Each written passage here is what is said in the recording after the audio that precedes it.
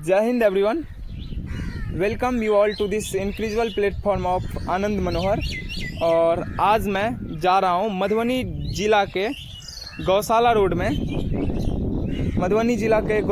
में, जहाँ आप लोगों को कुछ दिखलाने वाला हूँ। तो आप लोग बने रहें और चलते हैं मधुबनी ज़िला के गौशाला रोड। तो आप लोगों को बतला दें कि अभी हम आए हैं माँ जानकी मैथिली पुस्तक केंद्र, जो कि आप देख सकते हैं कि मधुबनी के गौशाला रोड में स्थित है। और यहीं पे एक माँ जानकी मिनी सिनेमा हॉल के नाम से एक सिनेमा हॉल भी चलता है, जहाँ पे अभी ई चले थे, जो कि एक मैथिली वेब सीरीज़ है, अभी रिलीज़ होके ये चल रहा है अभी। और हम अंदर चलते हैं, हम एक्सप्लोर करते हैं कि इस में मैथिली की कौन कौन सी पुस्तकें आप लोग को उपलब्ध कराई जाएगी और बहुत सारे चीज़ आप लोगों को दिखलाया जाएगा। और हम लोग अभी बतलाएंगे आपको और मिलाएंगे यहाँ के जो देख रेख में जिनको रखा गया है उनसे हम मिलवाएंगे, और उनका क्या कहना है मैथिली भाषा को लेकर, मैथिली संस्कृति को लेकर और हमारे धर्म को लेकर क्या है मैथिली की गौरव गाथा, और कई सारे बातें हम करेंगे इनसे मिलके। तो चलिए सबसे पहले हम इनसे मिलते हैं।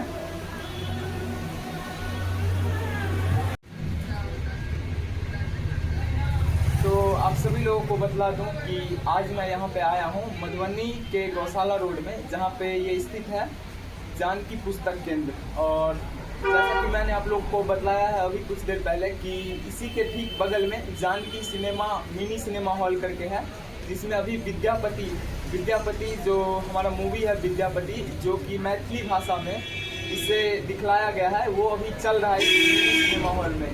और मैं आप लोगों को बतला दूं कि अभी जहां पे हम बैठे हैं उसका लोकेशन है गौशाला रोड मधुबनी, और ये एक पुस्तक केंद्र है जानकी पुस्तक केंद्र के नाम से। और अभी मेरे साथ हैं यहाँ के देख रेख करते हैं, और हम इनसे पूछेंगे कि क्या खास है यहाँ का, क्या संस्कृति है यहाँ की, और यहाँ की जो व्यवस्था है वो क्या है, और किनके द्वारा ये पुस्तक केंद्र और मिनी सिनेमा हॉल संचालित किया गया है।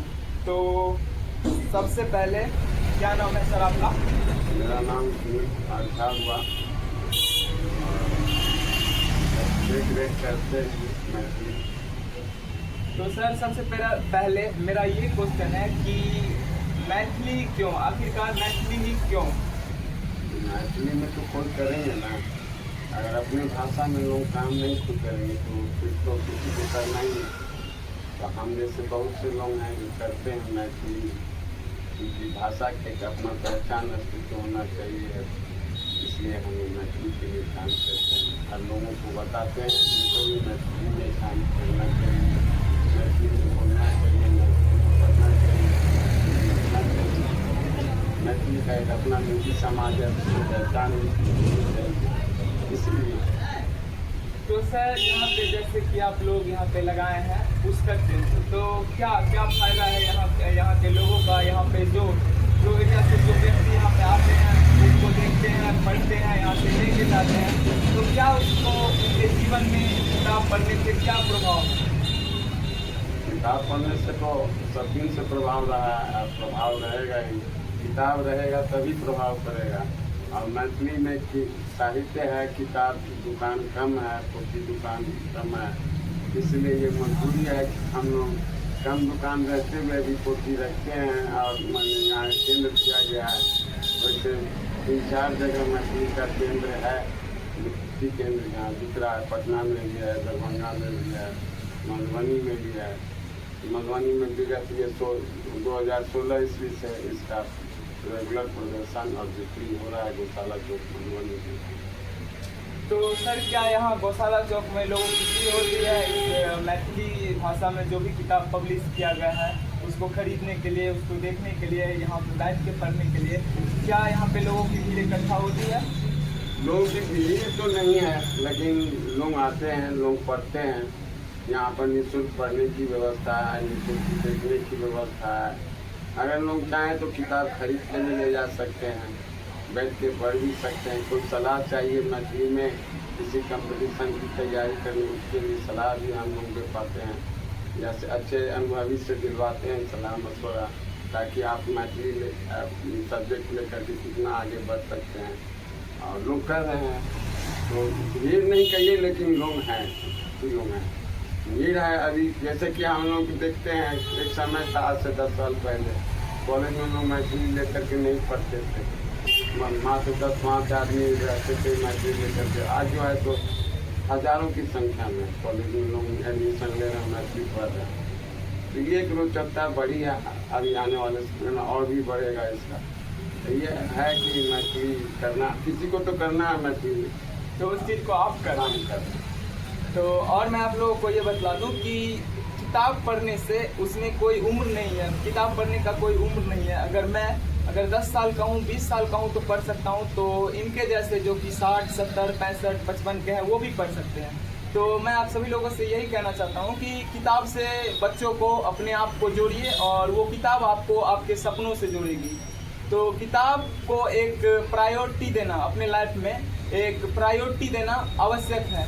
और अपनी संस्कृति यानी कि अपनी मातृभाषा का किताब और उस चीज़ को हम अगर प्रायोरिटी दे रहे हैं तो अपने आप में एक गर्व की बात है।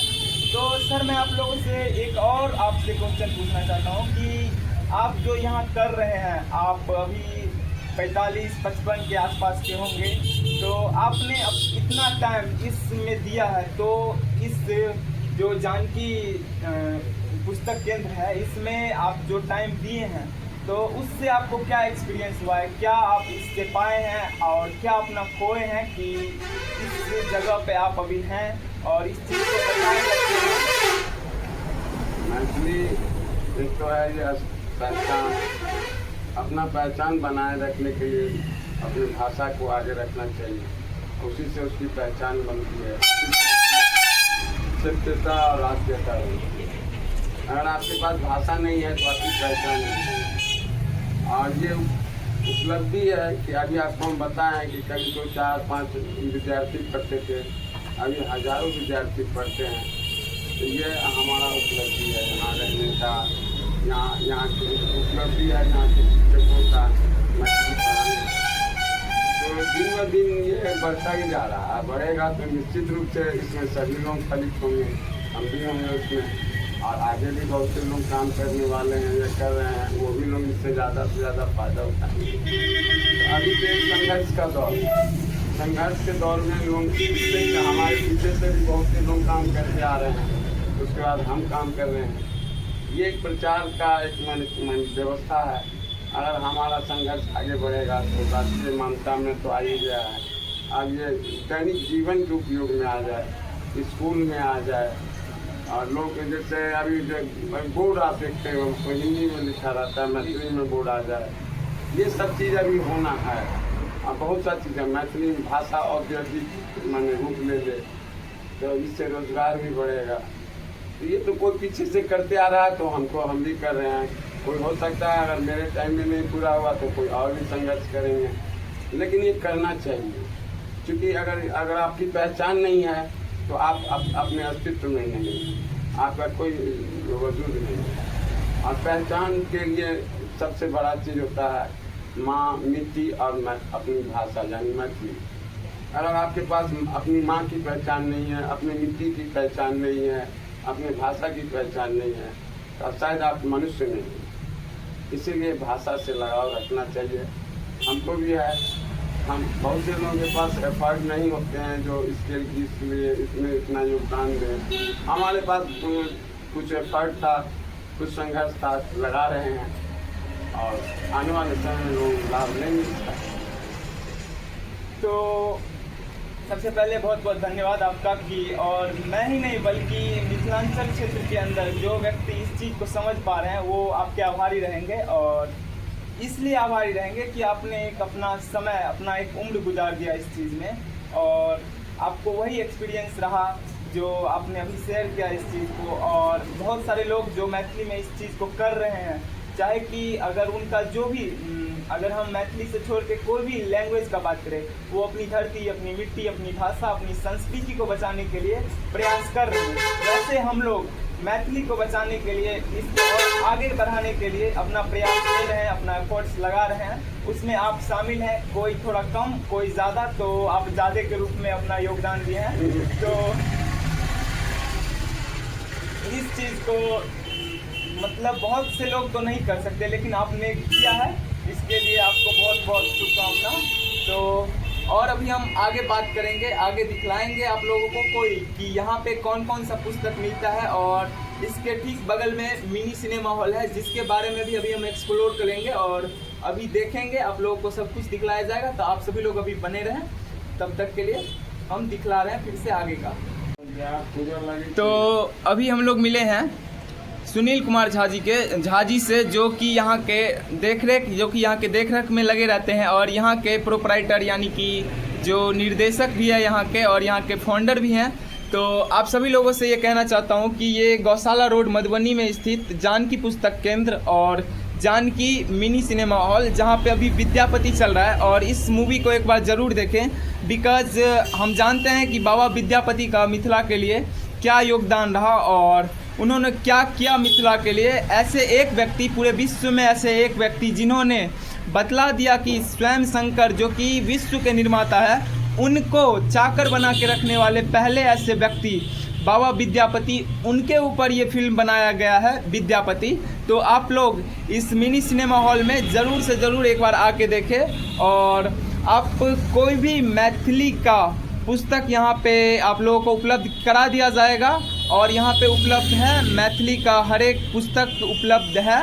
और आप लोग यहाँ पे आएँ, पढ़ें और जानें कि क्या हमारे जीवन में पुस्तक पढ़ने से क्या उसका लाभ है, और अगर हम मिथिला के हैं तो मिथिला क्षेत्र में क्या ऐसा करें, क्या ऐसा करना चाहिए। उसके लिए हमें पहले हिस्ट्री ऑफ मिथिला कि एंशियंट टाइम में मिथिला का क्या योगदान रहा पूरे विश्व में या फिर पूरे मिथिला क्षेत्र के अंदर, तो पहले इस चीज़ को जानना होगा। और उसके लिए आपका एकमात्र सबसे बड़ा जो है वो है सोर्स हो सकता है सिर्फ बुक।